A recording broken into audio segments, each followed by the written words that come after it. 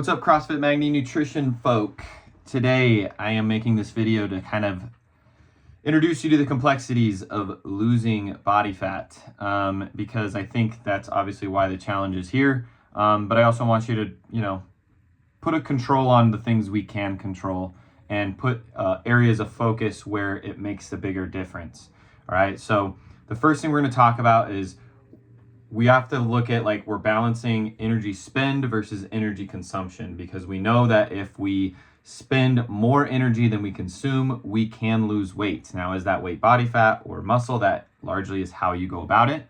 But our goal is obviously to make it body fat. So looking at total daily spend, you have 4 areas where this is taking place. This is in your exercise, 10 to 15%. That's it. Not much more than that. You can increase that lever to 30%, but it's a lot of hard work, and I'm not sure it's worth it. All right. Because most of us don't have the bandwidth or the physical ability or capacity to do so, because we have things to do. It's not a multiple hour thing that we can get to. All right. Non-exercise activity is something that you can make big adjustments to with just small little habits of just staying focused through your day. Right. So chewing gum does work, but there's sugar in gum, so let's not do that. I'm just saying, things like that is a non-exercise activity, but it is work. It's your body working, right? Me using my hands to talk, that's working. If you're talking on the phone, get to walking, walk back and forth, whatever you got to do. It doesn't matter that you're not in a big open area, walking in small circles, fidgeting, all of that adds up. All right. So finding more ways to make that add up can be as big as 30%. Right? Be as little as 5% if you're being pretty lazy. So let's avoid the 5% and let's try to crank this thing up to 30% during this challenge, where we're just moving all the time. That is why there is a 45-minute walk in there. All right. We'll also be having small daily challenges like squat every hour for this many reps, whatever. It could be things like that. Next, we got the thermic effect of food. So overall, it has an 8 to 15% range on there.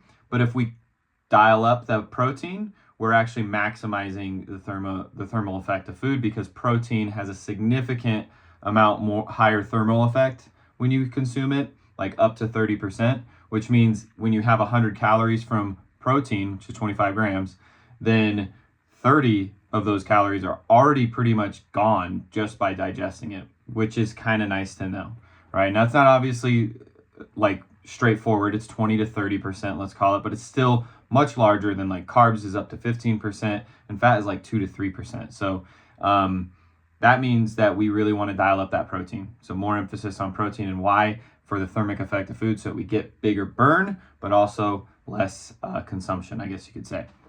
So 2 birds with 1 stone with eating more protein. Then we go to resting metabolic rate, and this is 40 to 80% of your total burn. This obviously, if we can influence it, has the greatest potential for us to improve how much body fat we can lose.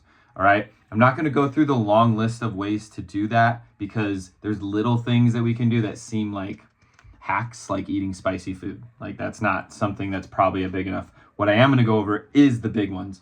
The number one way to improve resting metabolic rate is to ensure that you're getting enough sleep, and not just enough of it, but quality is also nice. But let's just get what we can get.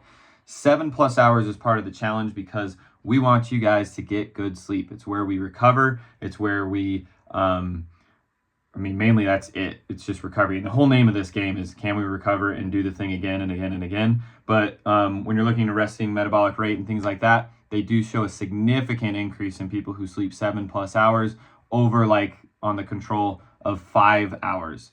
All right. Not only do they see improvements in this body fat stuff, but they show improvements in muscle mass as well. So it's we get everything from just sleeping more. All right. So really, really try to hone in on at least 7 hours of sleep per night. The second thing is fish oil. It caught me by surprise when I was researching this stuff, but I loved the piece of research that I found, and I put it in our email, and it was about fish oil. And what was cool about that is, if you've been following science has traditionally not used women for a long time in the first place, which means that a lot of the science we know and trust isn't necessarily applicable for women, although we're assuming it's applicable, but there's a chance that with their different hormones, there's a difference there. That being said, this study was done on women, and a lot of studies around this type of stuff always take physically healthy or physically active or basically fit freaks.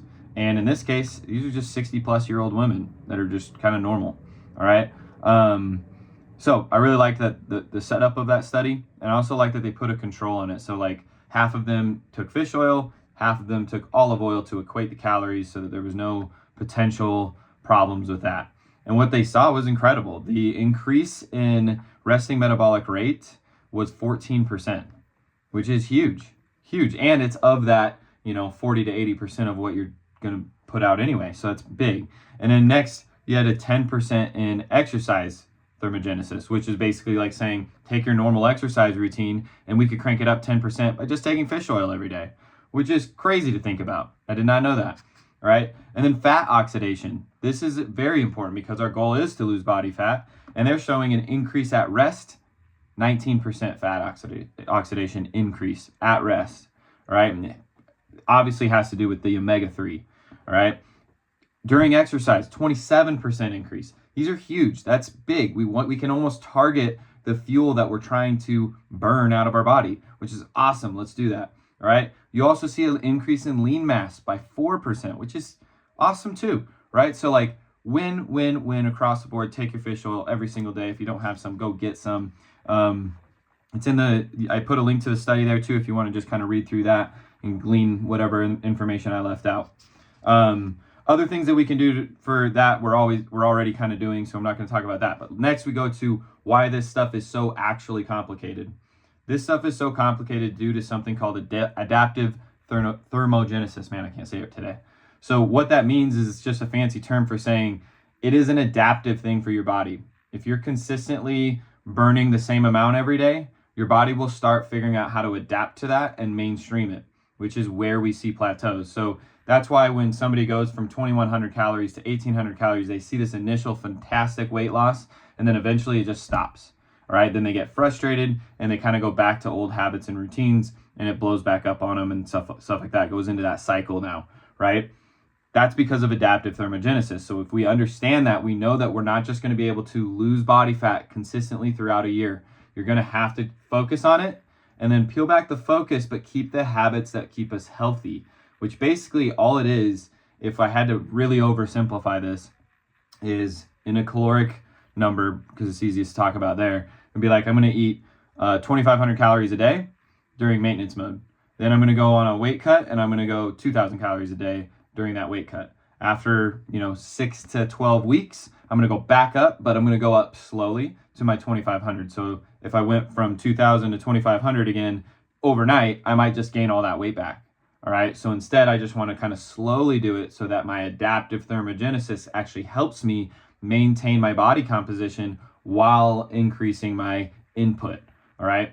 So these are some of the reasons why it's complex, why something that worked for Susie didn't work for Sharon, right? These are normal things that we don't know where we're at with it. So we just have to start somewhere and move from there. So that being said, it's a great idea to weigh yourself daily just to see where the trend is happening. Because if we see no trend and we're being relatively consistent with our food intake, then we know that we can make a change there to make a change on the scale. For instance, if I'm eating consistently and I see the change in weight is going up, then all I have to do is take out some of my total calories, and I should hopefully start seeing that trend actually come down. Now, how many calories?